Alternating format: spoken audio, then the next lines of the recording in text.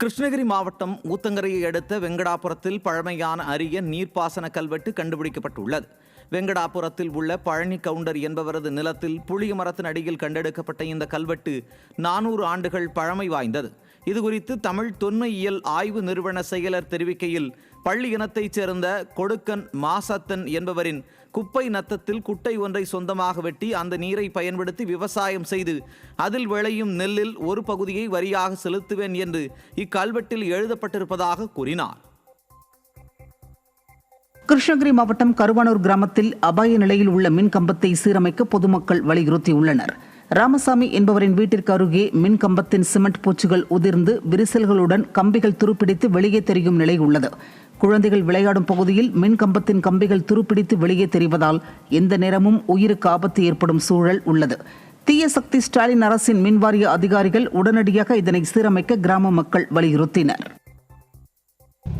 குடிச்சேக்கிற புள்ளக்குட்டி திரும்பறதாவுங்க 2 வீடு இங்கே 2 வீட்டுக்கு மத்தியில் புள்ளக்குட்டி திரும்பறதாவும் எந்த நேரத்தில் வேணாலும் மழை காலம் காற்று மழை காலம் ஏதாவது கேள்வி விழுந்தால் அங்கே ஒன்றுமே கவர்மெண்ட் தான் பொறுப்பாகும்.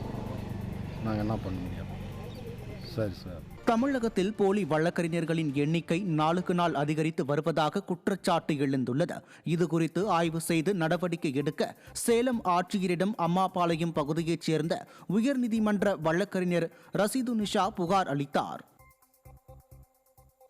வழக்கறிஞர்கள் இருக்காங்க, என்ன சொல்றாங்கன்னா 5 லட்சம் வழக்கறிஞர்களாக வாதாடி கொண்டிருக்கிறார்கள். 5 லட்சம் வழக்கறிஞர்களாக வெளியில சொல்லி கொண்டிருக்கிறார்கள். ஆனா 1,40,000 பேருக்கு தான் சிஓபி ஃபார்மே இருக்கு. அப்போ யோசனை பண்ணி பாருங்க எத்தனை பேர் இருக்காங்கன்னு. நிஜமான அடையாளம் கண்டுபிடிக்க முடியாது. இப்ப பெண்கள் நீங்க நினைச்சிட்டீங்கன்னு வச்சுக்கோங்க. இப்போ நான் ஒரு சில நேரங்களில் கோர்ட்டுக்கு நீதிமன்றத்துக்கு வருகிறேன், வராமலும் இருக்கிறேன். இப்போ எத்தனையோ பெண் வழக்கறிஞர்கள் பதிவு செய்து திருமணமாகி சில உடல்நிலை காரணமாக வராம இருக்காங்க.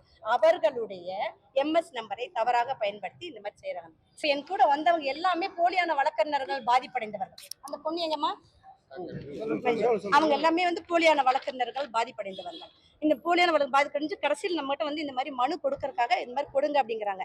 ஏன்னா இப்ப யார் மனு கொடுத்தாலும் அந்த வழக்கறிஞருக்கு குஞ்சமாவளுக்கு எப்படி ஏற்பட்டது, உடலுக்கு உயிருக்கு பாதிப்பு ஏற்பட்டதோ அதே மாதிரி இதுல எனக்கும் பாதிப்பு உண்டு. எனக்கு மட்டுமல்ல, உண்மையான வழக்கறிஞர்களுக்கும் பாதிப்பு உண்டு. இதனால் ரவுடிசம் தான் வளருது. நான் வழக்கறிஞர்னு சொல்லிட்டு அவங்க ரவுடிசம் பண்ணிட்டு இருக்காங்க. இதனால் நல்ல வழக்கறிஞர்களின் பேர் சிறைத்துறையில ஐடி கார்டு, போலியான ஐடி கார்டு தயாரிச்சு அதை சொல்றாங்க எம்எஸ் நம்பரு. இப்போ என்னுடைய ஒரு எம்எஸ் நம்பர் இருக்குன்னு வச்சுக்கோங்க, நம்ம சில நேரம் வரவே இல்லை அப்படின்னா என்னுடைய எம்எஸ் நம்பரை வேற யாரோ பயன்படுத்தி அந்த காவல்துறை அது சிறைத்துறைக்கு போறாங்க. இதை தெரிஞ்சுதான் நான் இப்ப சிறைத்துறைக்கு போய் எல்லாமே கண்காணிச்ச பிறகு இதுக்கான ஆர்டிக்கிள் எடுத்த பிறகுதான் நான் இந்த மனுவை கொடுக்க ரெடியானாங்க. செங்கல்பட்டு மாவட்டம் தாம்பரம் வன்னியன்குளம் பகுதியை சார்ந்த பொதுமக்களுக்கு திமுக அரசு அடிப்படை வசதிகளை செய்து தர மறுப்பதாக அப்பகுதி மக்கள் புகார் தெரிவித்துள்ளனர். பட்டியலின மக்கள் வசிக்கும் பகுதி என்பதால் அடிப்படை வசதிகள் புறக்கணிக்கப்படுவதாகவும், இதுகுறித்து சம்பந்தப்பட்ட திமுக கட்சியை சேர்ந்த மாமன்ற உறுப்பினர் கோபியிடம் கேட்டபோது, அது எனக்கு தெரியாது, நான் என்ன செய்ய முடியும் என மிரட்டும் தொனியில் பேசுவதாகவும் பொதுமக்கள் குற்றம் சாட்டியுள்ளனர். பட்டியலின மக்களின் வாக்குகளை மட்டும் குறிவைத்து வேட்டையாடும் திமுக அரசு பட்டியலின பொதுமக்களை புறக்கணிப்பதாக அவர்கள் வேதனை தெரிவித்துள்ளனர். இந்த காவா கட்டினதுலேருந்து சரியா தண்ணி போக மாட்டேங்குது, அங்கங்க தேங்கி நிக்குது தண்ணிங்க. காவா வர ஓப்பன்ல இருக்கு. நாத்தம் எங்களுக்கெல்லாம் வீட்டில் உட்காந்து சாப்பிட முடியல. நாத்தம் வீட்டு வரலும் வருது. இந்த காவால மருந்தும் சரியா அடிக்க மாட்டேங்கிறாங்க. இதனால புழு எல்லாம் நிறைய வீட்டுங்களுக்கே வருது, உள்ள புழுவெல்லாம் சேர்ந்து. அப்புறம் குழந்தைங்களுக்கு வியாதிங்க வருது. இதை சுவாசிக்கிறதுனால குழந்தைங்களுக்கு அடிக்கடிக்கு உடம்பு சரியில்லாமல் ஆயிடுது. ஜுரம், வாந்தி, பேதி இந்த மாதிரிலான நோயெல்லாம் வருது. அதெல்லாம் நீங்க தான் சார் பார்த்து சரி பண்ணணும். இதுக்கு நீங்க ஏதாவது ஒரு வழி பண்ணீங்கன்னா தான் எங்களால இங்க இருக்க முடியும், பிள்ளைங்களை சுகாதாரமா வச்சிருக்க முடியும். திருப்பூர் மாவட்டம் பல்லடம் அருகே நிலவும் குடிநீர் தட்டுப்பாட்டை கண்டித்து காலி குடங்களுடன் பொதுமக்கள் சாலையில் திரண்டு போராட்டம் நடத்தினர். அண்ணா நகர் பகுதியில் 20 நாட்களுக்கு ஒருமுறை மட்டுமே குடிநீர் விநியோகிக்கப்படுவதாகவும், இதனால் கடும் அவதிக்கு ஆளாவதாகவும் மக்கள் வேதனை தெரிவித்துள்ளனர். இதுகுறித்து அதிகாரிகளிடம் பலமுறை புகார் அளித்தும் இதுவரை எவ்வித நடவடிக்கையும் எடுக்கப்படவில்லை என்பதால் ஆத்திரமடைந்த பொதுமக்கள் சாலையோரத்தில் குவிந்து திமுக அரசை வசைபாடினர். தலைவர் பதவி இல்லை, இங்கே மெம்பர் பதவி இல்லை, முடிஞ்சு போச்சுன்றாங்க. அப்புறம் தண்ணி வரி வீட்டு வரி கட்டுன்னு சொல்லி மட்டும் கேட்குறாங்க. அது மட்டும் எந்த பதவியில் வச்சு கட்ட சொல்கிறாங்க? அப்போ தண்ணி விட வேண்டியதானே? தண்ணி விட மாட்டாங்க. இங்கே ஒரு போரை போட்டு எல்லாத்துக்கும் தண்ணி கொஞ்சம் விடுங்களேன். 5 நாளைக்கு ஒரு டைமாவது விடுங்களேன். செப்ப தண்ணி 13 நாள் ஆகுதுங்க. அரை மணி நேரத்தில் நிப்பாட்டிக்கிறாங்க. நாகப்பட்டினம் மாவட்டம் வேதாரண்யம் அருகே கத்திரிப்புலம் ஊராட்சியில் உள்ள மருதம்புலம் ஏரியில் செத்து மிதக்கும் மீன்களால் சுகாதார சீர்கேடு ஏற்பட்டுள்ளதாக கிராம மக்கள் வேதனை தெரிவித்தனர்.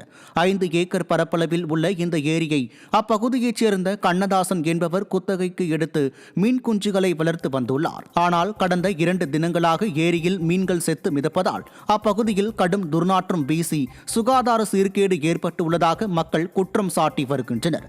மேலும் துரிதமாக மாவட்ட நிர்வாகம் மற்றும் சுகாதாரத்துறை இதில் தலையிட்டு உரிய நடவடிக்கை எடுக்க வேண்டும் என பொதுமக்கள் கோரிக்கை விடுத்துள்ளனர்.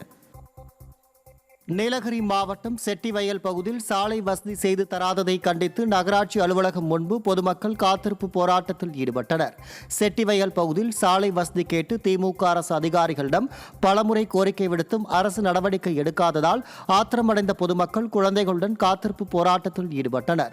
மேலும் திமுக கூட்டணியில் உள்ள கம்யூனிஸ்ட் கட்சியினரும் போராட்டத்தில் ஈடுபட்டது திமுக அரசு நிர்வாக திறமையின்மையை வெளிக்காட்டியுள்ளது. திருச்சி மாநகராட்சி மாமன்ற பட்ஜெட் விவாத கூட்டத்தை அதிமுக மாமன்ற உறுப்பினர்கள் புறக்கணித்து வெளிநடப்பு செய்ததால் பரபரப்பு ஏற்பட்டது. திருச்சி பஞ்சப்பூர் பேருந்து நிலைய பணிகளுக்கு மாநகராட்சி பொது நிதி முழுவதையும் செலவழித்துவிட்டு வார்டு பகுதிகளுக்கு எந்த பணிகளும் செய்யவில்லை என அதிமுக மாமன்ற உறுப்பினர்கள் குற்றம் சாட்டியுள்ளனர். மேலும் கடந்த பட்ஜெட்டில் 110 கோடிக்கு வெள்ள தடுப்பு சுவர் கட்டுவதாக வெற்று அறிவிப்புகளை அறிவித்துவிட்டு பொதுமக்களை ஏமாற்றுவதாக உறுப்பினர்கள் வேதனை தெரிவித்துள்ளனர். திருவள்ளூர் மாவட்டம் திருத்தணியில் நந்தியாறு அரசு புறம்போக்கு இடத்தை ஆக்கிரமிப்பு செய்து ரப்பர் கழிவுகளை தீயிட்டு எரிக்கும் நபர்கள் மீது நடவடிக்கை எடுக்க கோரி பொதுமக்கள் வலியுறுத்தியுள்ளனர். திருத்தணி ஒன்றியத்திற்குட்பட்ட ஆசிரியர் நகர் பகுதியில் செல்லும் நந்தி ஆற்றின் அருகாமையில் அரசு புறம்போக்கு நிலம் உள்ளது. இந்த பகுதியில் 10 ஏக்கர் ஆக்கிரமிப்பு செய்யப்பட்டு அதில் பிளாஸ்டிக் பொருட்கள், டயர் போன்றவை எரிக்கப்படுகிறது. இதனால் புற்றுநோய் போன்ற நோய் தொற்று எளிதில் ஏற்படலாம் என வேதனை தெரிவிக்கும் பொதுமக்கள் இதுபோன்ற செயல்களில் ஈடுபடுவோர் மீது பொதுப்பணித்துறை அதிகாரிகள் உரிய நடவடிக்கை எடுக்க வேண்டும் என கோரிக்கை வைத்துள்ளனர். வேலூர் மாவட்டம் காட்பாடி அருகே உள்ள பிரசித்தி பெற்ற வள்ளிமலை சுப்பிரமணிய சுவாமி கோயிலில் மாசி மாத பிரம்மோற்சவ விழாவையொட்டி திருக்கல்யாண வைபவம் வெகு விமர்சையாக நடைபெற்றது. நிகழ்ச்சியில் முருகப்பெருமான் சிறப்பு அலங்காரத்தில் எழுந்தருளி அருள்பாலித்தார். இதனைத் தொடர்ந்து நடைபெற்ற திருக்கல்யாண வைபவத்தை ஆயிரக்கணக்கான பக்தர்கள் நேரில் கண்டுகளித்து வழிபட்டனர். மதுரை மாவட்டம் முசிலம்பட்டி அருகே தொடர்ச்சியாக காகங்கள் உயிரிழக்கும் சம்பவத்தால் பொதுமக்கள் அச்சமடைந்துள்ளனர். கடந்த சில நாட்களாக சென்னை, சேலம், கடலூர் உள்ளிட்ட பல்வேறு மாவட்டங்களில் திடீரென ஏராளமான காகங்கள் உயிரிழந்து வந்த நிலையில் உசிலம்பட்டி அருகே ஏழுமலை ஊராட்சியிலும் தொடர்ச்சியாக அடுத்தடுத்து காகங்கள் உயிரிழந்து கிடக்கின்றன. இதனால் ஏதேனும் நோய் பரவுகிறதா என அச்சமடைந்துள்ள பொதுமக்கள் கும்பகர்ண தூக்கத்தில் இருக்கும் சுகாதாரத்துறை விழித்துக் கொள்ள வேண்டும் என கேட்டுக்கொண்டனர். திண்டுக்கல் மாவட்டம் பழனியில் ரயில்வே மேம்பாலத்துக்கு நிலம் கையகப்படுத்தியவர்களுக்கு உரிய தொகை நிர்ணயம் செய்யாததால் நில உரிமையாளர்கள் போராட்டத்தில் ஈடுபட்டனர். கையகப்படுத்தப்பட்ட நிலத்துக்கு அரசு சார்பில் 1 சென்டிற்கு 20 லட்சம் ரூபாய் தருவதாக ஒப்புதல் அளித்துவிட்டு தற்போது 20 மடங்கு குறைவாக தருவதற்கு நில உரிமையாளர்கள் கடும் எதிர்ப்பு தெரிவித்தனர். இதையடுத்து கூட்டத்தில் இருந்து வெளிநடப்பு செய்த நில உரிமையாளர்கள் பொதுமக்களை ஏமாற்றும் வேளையில் திமுக அரசு அதிகாரிகள் ஈடுபட்டுள்ளதாக குற்றம் சாட்டினர்.